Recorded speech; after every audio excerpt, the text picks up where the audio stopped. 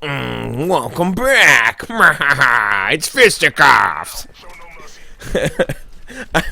I just can't. I don't know. I can't stop myself from doing it. But today was first day of snow. I put it on Twitter. I know people were asking me about the MTU stuff. Look, I don't know the exact numbers.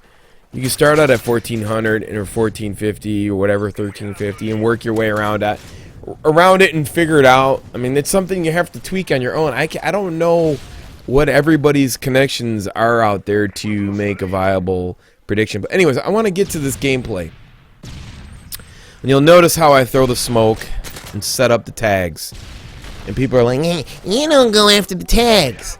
I mean, just because you don't go after the tags, you know, it's hilarious to me how people think that, you know, you're supposed to go after the tags. I mean, if you ever watched Robert Bowling or the producer or the production manager for Infinity Ward, they told you exactly how the game plays. You know, if you go back and you listen to the description in Kill Confirm, there's plenty of ways you can play it. One, you can go after the tags. Two, you can set people up and you know they're gonna come after the tags. It's a very strategic way. You just don't run up to the tags like a dumbass and just, I'm gonna go for the tags no matter what. And if you don't do it, then you're not legit, dude. No, it's not. Now, if the developers of the game said that's the way you're supposed to play, sure, then maybe your ideological, psychotic way of thinking of how the game's supposed to be played in the community would have some credence to it.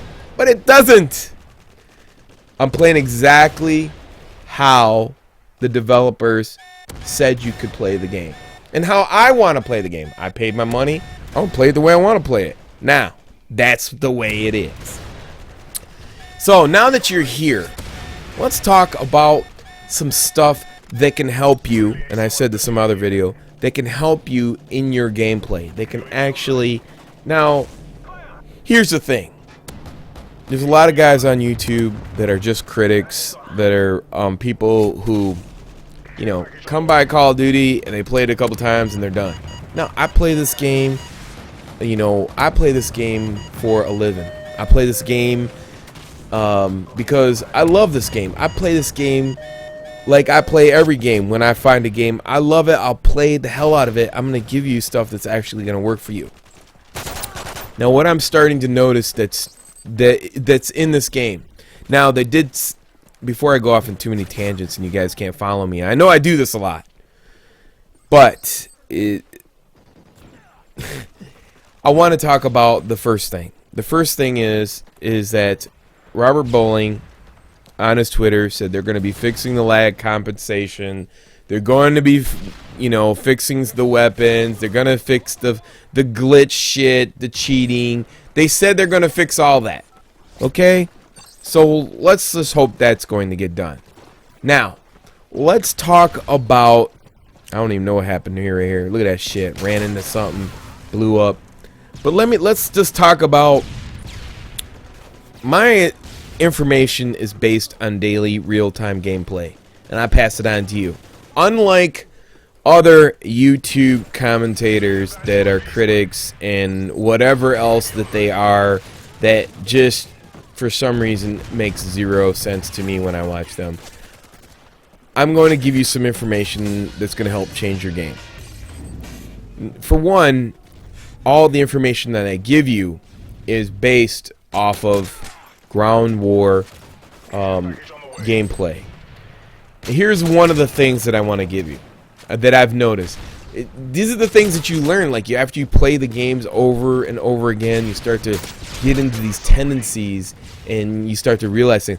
I'm starting to realize now that the grenades, whether it be a frag or a syntax, is useless.